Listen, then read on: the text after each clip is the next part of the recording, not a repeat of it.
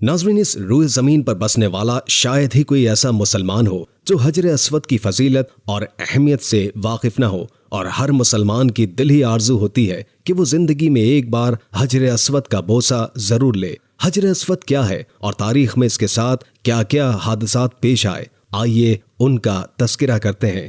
حجر اسود عربی زبان کے دو الفاظ کا مجموعہ ہے۔ حجر عربی میں پتھر کو کہتے ہیں اور اسود سیاہ رنگ کو کہا جاتا ہے۔ حجر اسود وہ سیاہ پتھر ہے جو خانہ کعبہ کی دیوار میں ایک طرف نصب کیا گیا ہے۔ جو مسلمان عمرہ یا حج کرنے جاتے ہیں ان پر طواف کے دوران حجر اسود کو بوسہ دینا فرض ہے۔ اگر رش زیادہ ہو تو ہاتھ کے اشارے سے بھی بوسہ دے سکتے ہیں۔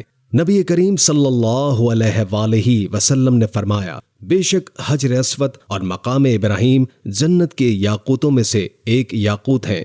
جب حضرت ابراہیم علیہ السلام اور ان کے بیٹے حضرت اسماعیل علیہ السلام خانہ کعبہ تعمیر کر رہے تھے تو جبریل علیہ السلام نے یہ پتھر جنت سے لا کر دے دیا، جسے حضرت ابراہیم نے اپنے مبارک ہاتھوں سے دیوار خانہ کعبہ میں نصب کیا۔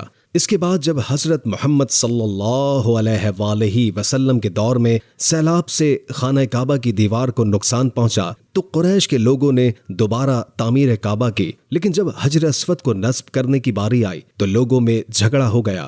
ہر قبیلہ یہ چاہتا تھا کہ یہ سعادت اسے نصیب ہو۔ اس جھگڑے کو طے کرنے کے لیے آپ صلی اللہ علیہ وآلہ وسلم نے ارشاد فرمایا کہ حجر اسود کو ایک چادر پر رکھا جائے اور تمام سرداران قریش چادر کا ایک ایک کونا پکڑ کر خانہ کعبہ کے پاس لائیں۔ جب وہ چادر کعبے کے پاس پہنچی تو آپ صلی اللہ علیہ وآلہ وسلم نے اپنے مبارک ہاتھوں سے حجر اسود کو دیوار کعبہ میں نصب کر دیا۔ تاریخ میں کئی بار حجر اسود کے ساتھ حادثات پیش آ چکے ہیں جب اس کو چوری کرنے یا توڑنے کی کوشش کی گئی۔ ذی الحج 317 ہجری میں بحرین کے حاکم ابو طاہر سلیمان نے مکہ مکرمہ پر ایک جنگ کے دوران قبضہ کر لیا اور حجر اسود کو بیت اللہ سے جدا کر کے مال غنیمت کے طور پر بحرین لے گیا۔ خوف و ہراس اتنا تھا کہ 317 ہجری کو حج بیت اللہ نہ ہو سکا۔ کوئی بھی مسلمان سخت پابندی کے باعث عرفات نہ جا سکا۔ یہ اسلام کا پہلا واقعہ تھا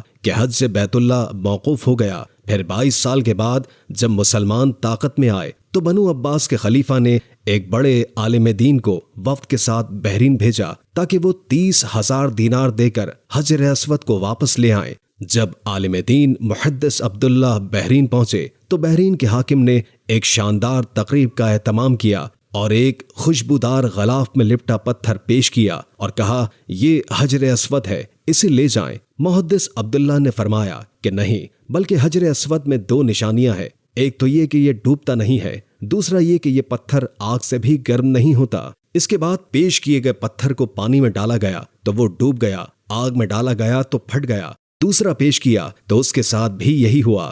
تیسرا پتھر نہ ہی ڈوبا اور نہ ہی آگ میں گرم ہوا۔ محدث عبداللہ نے فرمایا، یہی جنت والا پتھر ہے۔ جب محدث عبداللہ سے دریافت کیا گیا کہ آپ کو یہ نشانیاں کہاں سے ملے تو انہوں نے فرمایا، یہ باتیں ہمیں جناب رسول کریم صلی اللہ علیہ وآلہ وسلم سے ملی ہیں کہ حجر اسود پانی میں ڈوبے گا نہیں اور آگ سے گرم نہیں ہوتا۔ ایک روایت یہ بھی ہے کہ حجر اسود خانہ کعبہ سے نکال کر زبردستی بحرین لے جایا جا رہا تھا تو جس اونٹ پر لادا جاتا وہ مر جاتا، حتیٰ کہ بحرین پہنچتے پہنچتے 40 اونٹ نیچے آ کر مر گئے۔ تاہم بحرین سے کعبے تک حجر اسود واپس لانے کے لیے مسلمانوں کے پاس صرف ایک کمزور اونٹنی میسر تھی، لیکن جب حجر اسود اس پر لادا گیا تو اس کمزور اونٹنی میں زبردست قوت آ گئی اور اس نے تیزی سے حجر اسود کو خانہ کعبہ پہنچا دیا۔